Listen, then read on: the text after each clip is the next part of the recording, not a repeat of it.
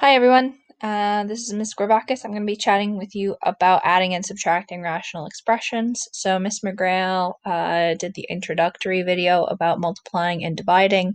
So if you guys remember, factoring was a huge component of that. So again, I will reiterate this just like Miss McGrail.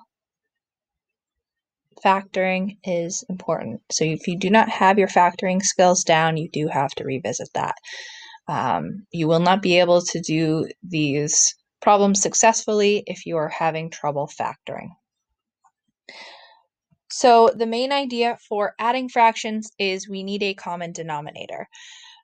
So the example that we have in the theorem, both the denominators are c, so we are able to add the numerators together or subtract, right? We're doing adding and subtracting today.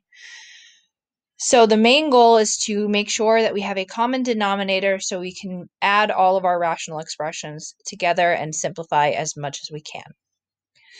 To reiterate, the domain is all real numbers except for whatever makes the denominators 0. So again, factoring is going to come into play in order for us to state our domain and the restrictions on the domain. So factor everything, right? We're harping on that a lot, right? Next thing is to state the domain, and then also state your least common denominator. This will help you simplify your examples. You want to write both fractions over the common denominator, simplify your numerator, and then record your final answer in simplest form. All right, so for this one, again, first thing we do is factor. There is no factoring for this one, so that means that our next step is to state the domain. So for this one, we want to take a look at any of the denominator, and whatever x value will make any denominator 0. Right now, we only have this denominator, which a value of 1 would make the denominator 0. So that is our only restriction on the domain. So that's our domain. Our least common denominator is our next step. So we want to take a look at each denominator, and we want the same denominator in each fraction. So one of the simple things that we can do is take each component of each denominator and make it our LCD. This is not always the best case, and we're going to go over a couple of scenarios where we don't really want to do that because that would make a lot of extra work for us. But for now, we have x minus 1 in the first fraction and 2 in the second fraction as our denominators. So our LCD, our least common denominator, would be 2x minus 1. So then we fix it, we make it happen, right? Whatever one fraction doesn't have, we multiply by a form of 1. So this first fraction is missing a 2, so we multiply both the numerator and the denominator by 2. The second fraction is missing an x minus 1, so we multiply both the top and the bottom by an x minus 1. At this point, the denominator would be 2 parentheses x minus 1, and then we would subtract the numerators because we have subtraction. So I do caution you, be careful of subtraction because from what I've seen in the past, most errors happen when subtraction is happening. That pesky negative always seems to create errors for some students. So just be cautious and careful when subtraction is happening. So now it's a matter of simplifying the numerator as much as possible. Very similar to multiplication and division, we want to keep our denominators factored in parentheses. We might have the opportunity to simplify both the numerator and denominator together after we work on simplifying the numerator. So keep everything in the denominator factored. So simplifying the numerator, that's what I get. This numerator is not factorable no matter how hard you try. This is not factorable. So you would try to see if you could factor it, to see if you could simplify this even further. The numerator is not factorable. this would be our final answer here. Okay, for the second one, it looks like we do have some factoring to do. The first fraction is just an x minus 1 in the denominator and an x in the numerator, so that doesn't need any attention. The second fraction does have an x squared minus 1 in the denominator, so we do want to focus on factoring that before we state our domain and then find our LCD, our least common denominator. So once we factored that, that second one factors into x minus 1 and x plus 1. So now we have the ability to state our domain. So it looks like we have a restriction of x cannot equal 1 and -1 for our domain. All right, so now LCD. So again, we want to have common denominators. So the denominator in the first fraction is x minus 1. The denominator in the second fraction is x minus 1 and x plus 1. So we want both of these to have the same things in the denominator. So the first one is missing that x plus 1 only.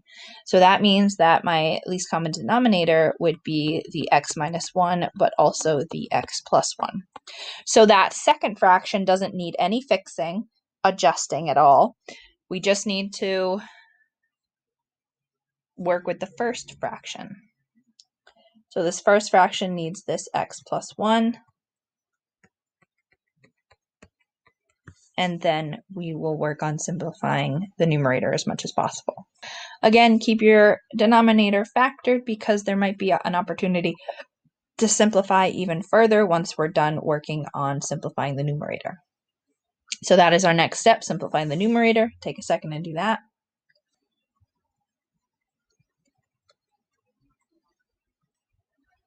So now the numerator's simplified as much as possible. We want to take a second and think about factoring the numerator and see if it can cancel with anything in the denominator. So for this one, the numerator does factor. The numerator factors into x and x plus 4, neither of which will cancel with anything in the denominator, so you don't really need to go any further than that with your final answer. You can write the numerator as that factored form and circle it and call it good. You don't really need to do that extra work if you do not want to. But you do need to make sure that you think about what your numerator could factor to, just in case it could simplify. All right, so before we jump into the last two examples, I just wanted to chat with you guys about least common multiple. This is directly linked to least common denominators. We are going to be working with the next two problems having 3 components instead of just 2 components. So we have to consider 3 different denominators this time around. So the way that that works is thinking back to the foundations of your least common multiples.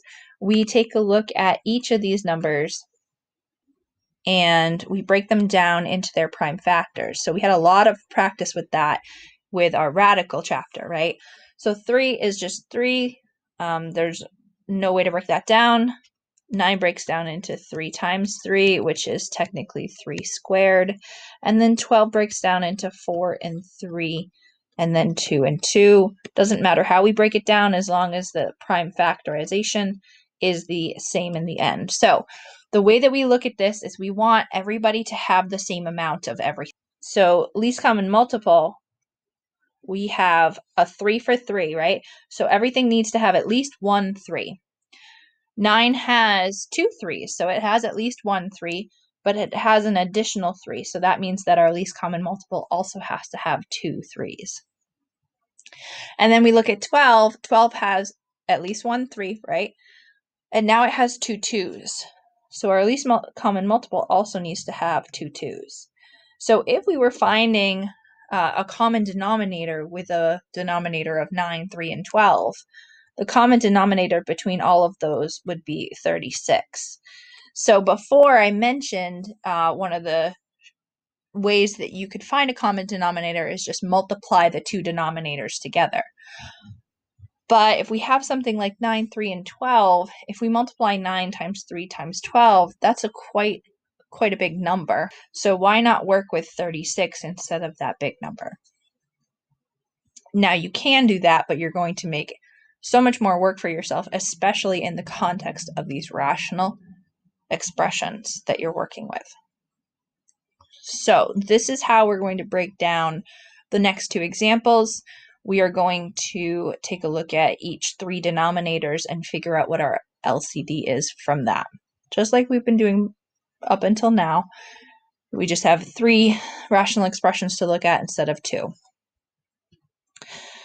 So this one, we know already from example number 1 that this component right here ends up simplifying to, so just to make some light work. So we know that we're looking at a denominator here of a 2 and then an x minus 1. So then what we want to do is we do want to make sure that we factor this third component before we move on. So factoring this third rational component of this expression, looks like we have the same denominator, which is great. That means that we can automatically add our numerators together. Let's just take a second and state our domain and our LCD. So domain is the same as number 1. That didn't change anything with that third component. And then our LCD is also the same as number 1. So now let's add our numerators together. Make this one fraction. Simplify as much as possible.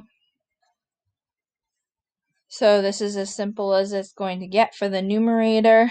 Now what happens with this time is the numerator is factorable.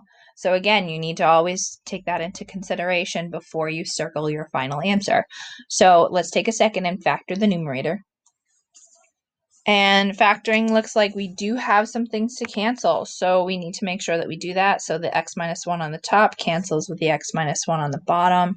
So our final answer for this one is, we could write this in several different ways, but this is perfectly acceptable.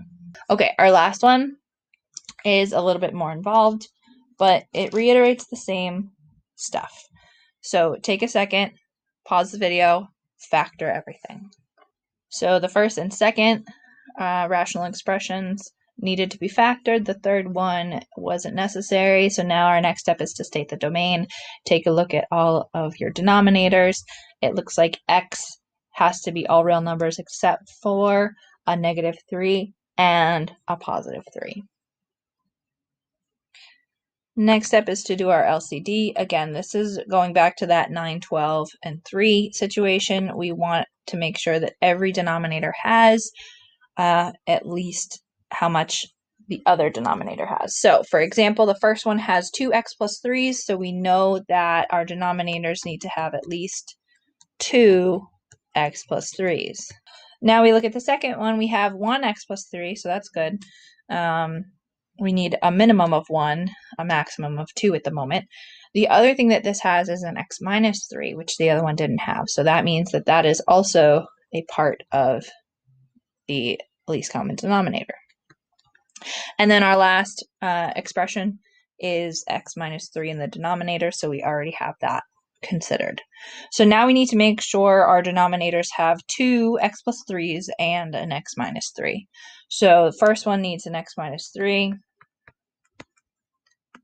What we do to the bottom, we do to the top. Second one needs another x plus 3. And then the third one needs 2x plus 3's. And again, what we do to the bottom, we do to the top. So the denominator, keep it as the factored form. The numerator is going to need the attention here. This is going to be the majority of the work for this problem. So take a second, combine it all under one fraction, and then start to do your foiling and simplifying. So here's the 3 fractions as 1, and now we need to work on some foiling and simplifying. So again, do not FOIL out, distribute out the denominator, keep it factored. your main goal is to simplify the numerator as much as possible and then see if that can be factored to simplify further. All right, so now we're going to focus on simplifying. So we have a 2x squared, an x squared, and an x squared. So we have a 4x squared together. We have a minus 6x, a plus 5x, a plus 3x, and a plus 6x. Altogether, that's going to get us an 8x. And then we have a minus 15 and a plus 9. So that's going to get us a minus 6. And then our denominator is still that factored form. So our numerator only has a common factor of 2. And that doesn't help us simplify this any further. So you can leave this as is, or you can factor out the 2. The other way that you could write this is putting the factors together. So you could factor out the 2 or not. I'm not going to. So then our numerator is 4x squared plus 8x minus 6. And then in the bottom, you can have x plus 3 squared and then x minus 3. You could also have that as a final answer as well. Don't do more work than you have to, right? So work on that homework, come to class with questions, make sure you do the reflection, and make sure you're on top of this factoring component.